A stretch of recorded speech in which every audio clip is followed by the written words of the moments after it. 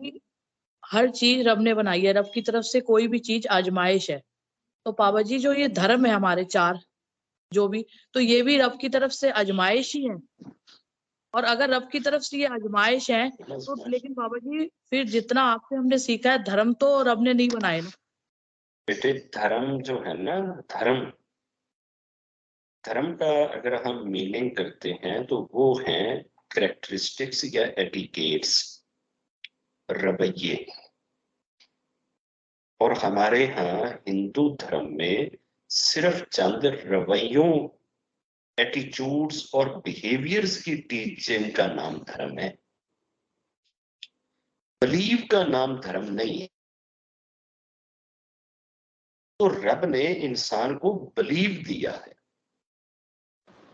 विश्वास दिया है। उस बिलीव्स को जब तक आप नहीं अपना लेते, उस वक्त तक आप रब के बंदे या गॉड कनेक्टेड नहीं हो सकते। आप धार्मिक होने के लिए तो हमारे धर्म ने 6-7 चीजें गिनवाई हैं कि जी ये चीजें जो करेगा ना वो शख्स धार्मिक है, और जिसमें ये चीजें नहीं होंगी वो अधार्मिक है। उसमें कहीं भी ये नहीं लिखा हुआ कि वो एक खुदा को मानेगा या 100 खुदा को मानेगा।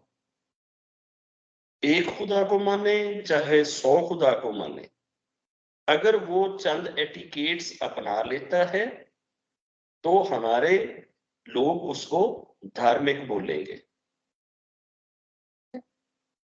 अब रब ये नहीं कहता, रब पहले बिलीव, पहले विश्वास, रब के मानने का, रब के होने का, रब के क्रिएटर होने का, रब के हर जगह पे हाजिर मौजूद होने का और हर चीज के ऊपर कुदरत रखने का, ये बिलीव रखना, फेथ फुल होने के लिए, कनेक्टेड होने के लिए, स्पिरिचुअल होने के लिए ये कंडीशन मस्ट है। उसके बाद रब कहता है कि अगर आपके एटिकेट, आपके रवैये, आपकी आदतें अच्छी हों तो ये सोने पे सुहागा है, ये सोने पे सुहागा है। मगर पहली कंडीशन क्या है? रब का मानना, रब का बिलीव करना। तो बिलीव में, धर्म में, रिलीजियन में एक बेसिक डिफरेंस है। उस डिफरेंस को हम आइडेंटिफाई नहीं करते। तो हमने यहाँ पे धर्म नहीं सिखाया, हमने यहाँ पे बिलीव सिखाया। बिलीव पहले, धर्म की चीजें तो बाद में हो जाएंगी। धर्म वाली चीजें तो किसी वक्त भी इंसान के अंदर आ सकती हैं, और धर्म वाली चीजें करने से आपका जो वो बिलीव वाली चीजें करने के साथ ताल्लुक है ना, उनकी प्योरिफिकेशन और हाईएस्ट परफॉर्मेंस जो है वो आती ही बिलीव से है। धर्म यह कहता है कि आप अच्छे इखलाक के साथ, अच्छी मॉरल वैल्यूज के साथ लोगों के साथ रहें। आप अच्छी मॉरल वैल्यूज के साथ तो रहें जहां 100 बंदे आपके ऊपर कैमरा लगा के देख रहे हो। जब आप तने तनहा अकेले हो और आपके साथ एक फीमेल अकेली हो और आप जंगल में ट्रेवल कर रहे हो जहां तीसरा बंदा कोई देखने वाला ना हो, वहां वहां आप धार्मिक होंगे या बिलीवर होंगे? धार्मिक तो यही है कि आप लोगों के साथ अच्छा बिहेव करें और लोगों को अच्छा दिखें, ये तो धर्म है।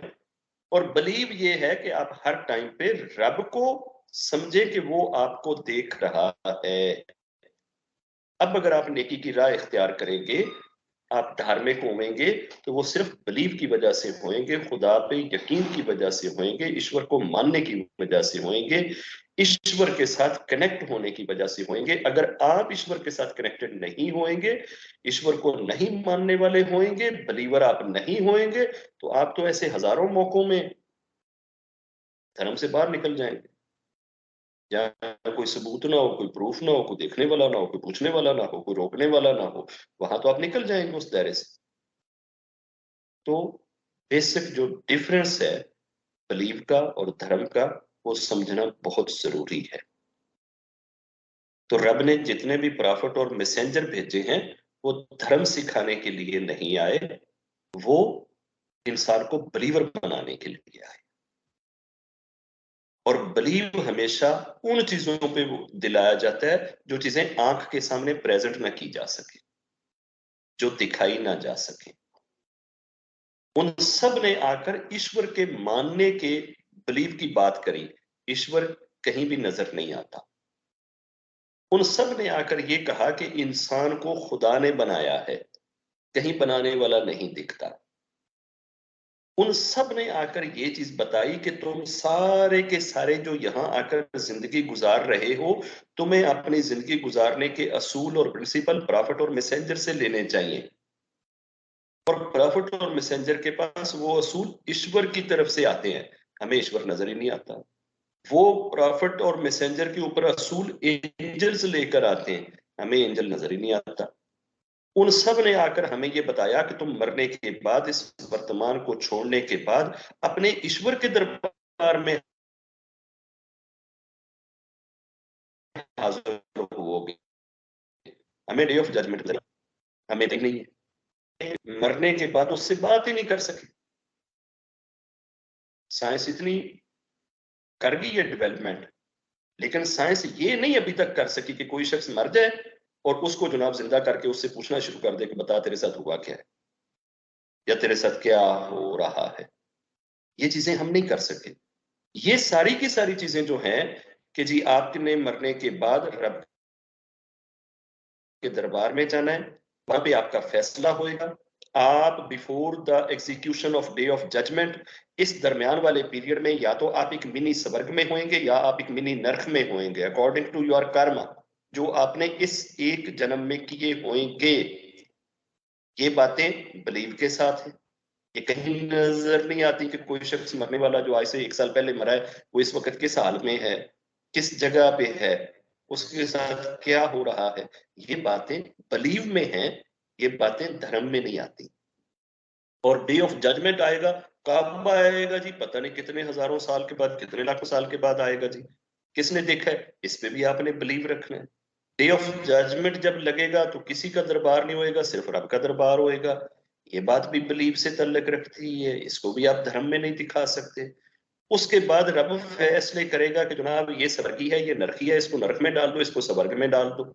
ये स्वर्ग और नरक में डालने का फैसला, आपके किए गए कर्मा के वजन का फैसला, आपकी क्वांटिटी और क्वांटिटी का फैसला, ये सिर्फ ईश्वर की जात कर सकती है, कोई इंसान नहीं करता। ये सारी की सारी चीजें बिलीव में आती हैं। इनमें से कोई एक चीज भी नहीं है कि जो आपने इधर रहते हुए एग्जीक्यूट करनी हो। तो जो बेसिक फंडामेंटल टीचिंग है रब की, फर्स्ट प्रायोरिटी पे, टॉप प्रायोरिटी पे, वो है इंसान का बिलीव, इंसान का फेथ, इंसान का विश्वास। उसके बाद अगर वो अच्छा है, धार्मिक है, नेकी के काम करता है, लोगों की मदद करता है, गरीबों के काम आता है, सच बोलता है, झूठ नहीं बोलता है, किसी को तंग नहीं करता है, हिंसा से काम लेता है, तो ये जो 7-8 चीजें हैं, ये तो सोने पे सुहागा है कि अगर कोई बिलीवर होके ये चीजें भी करे तो बहुत अच्छी बात। लेकिन अगर कोई ये करे और वो खुदा को ना जानता हो, ये करे डे ऑफ जजमेंट को ना मानता हो, ये करे स्वर्ग और नर्क पे बिलीव ना रखता हो, ये तो करे एंजल्स को ना मानता हो, ये तो करे प्रॉफिट और मैसेंजर्स की टीचिंग पे बिलीव ना रखता हो, ये तो करे और मरने के बाद रब के दरबार में हाजिर होने पे बिलीव ना रखता हो, तो फिर उसका इन चीजों के करने का क्या फायदा है? एक एक चीज रब की तरफ से आजमाइश। अब हम उस आजमाइश में कैसे उतरते हैं और किस तरीके से उस आजमाइश को अपनी लाइफ में एग्जीक्यूट करते हैं, इट डिपेंड्स अपॉन अस। रब करे कि हमारे दिलों की खिड़कियां और हमारे मन के दरवाजे उस ईश्वर की तरफ खुल जाएं और दिन रात हमारी प्रायोरिटी नंबर 1 उस ईश्वर को पाना और खोजना बन जाए।